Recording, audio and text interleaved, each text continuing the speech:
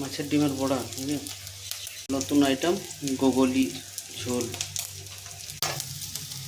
বড়া ভাজানো হয়ে গেছে। দেখুন মাছের ডিমের বড়াগুলো কত সুন্দর হয়েছে। কড়াইয়ে তেল দিয়ে দিচ্ছি, গোগলিটা দিয়ে দেবো।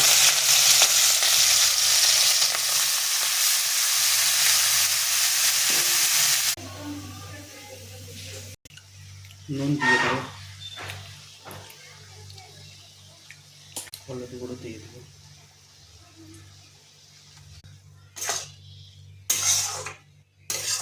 দেখুন গোগলি থেকে জল বেরিয়েছে, এইভাবে সিদ্ধ হবে, তারপরে ভাজা ভাজা করব।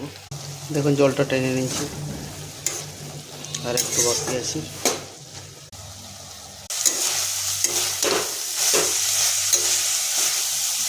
ভাজানো হয়ে গেছে।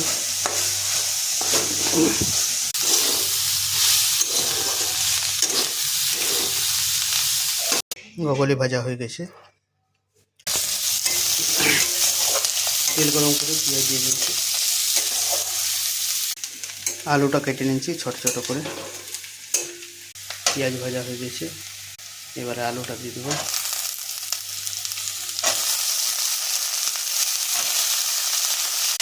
আলু পেঁয়াজ সাথে ভেজে নেব। লবণ স্বাদ অনুসার দিয়ে দেবো।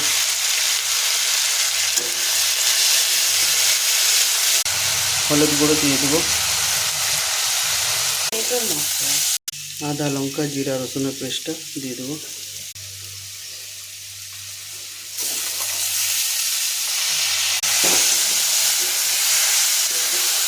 একটু জল দিয়ে দিই।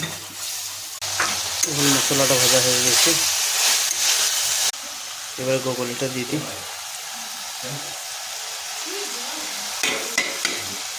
দেখুন অনেকটা গোগলি আছে।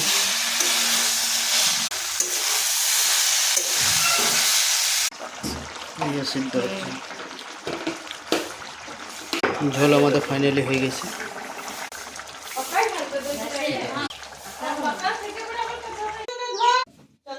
এখন গোগলির ঝোল হয়ে গেছে।